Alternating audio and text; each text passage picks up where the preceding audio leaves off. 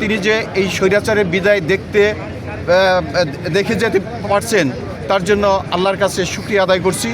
দেশনেত্রী বেগম খালেদা জিয়া একজনই, এবং উনি আপসের নেত্রী। উনি কখনো হিংসাত্মক কোনো রাজনীতি করেনি। উনি উদার মনে রাজনীতি করে, উনি গণতন্ত্রের জন্য, দেশের মানুষের মঙ্গলের জন্য উনি সর্বোচ্চ ত্যাগ স্বীকার করেছেন।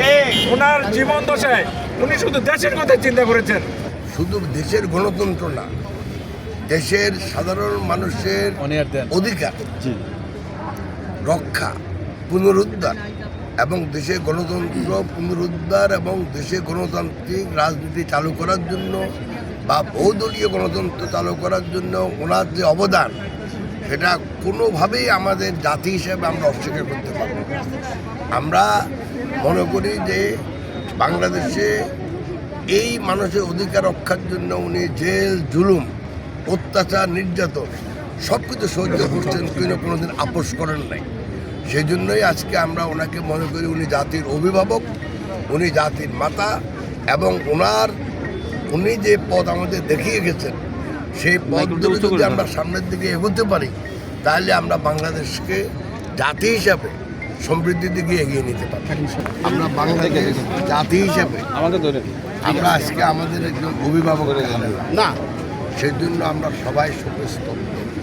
উনি আমাদের বাংলাদেশের নাগরিকদের অধিকার রক্ষায়, অধিকার পুনরুদ্ধারে উনি কোনোদিন কারোর সাথে আপোষ করেন।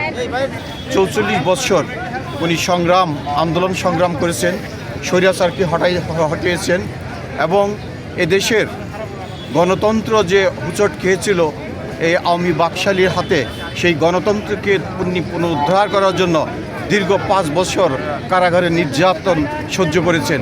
তাকে চিকিৎসা পর্যন্ত দেওয়া হয়নি। তিনি অচিকিৎসায়, অবহেলায় তিনি দিন যাপন করেছেন, কিন্তু তার কোনো আক্ষেপ ছিল না, কোনো অভিমান ছিল না।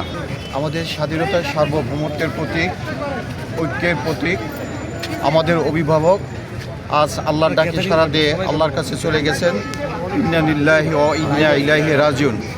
এই 17টি মাসের ভিতরে ওনার আজ পর্যন্ত ওনার পরিবারের উপর যে নির্যাতন করা হয়েছে, একটি কটূক্তি কোনো বাক্য এখন পর্যন্ত বলতে পারবে না।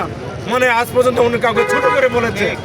মানে একটা অন্যরকম একজন নেত্রী, দেশনেত্রী বেগম খালেদা জিয়া একজনই, এবং উনি আপসের নেত্রী।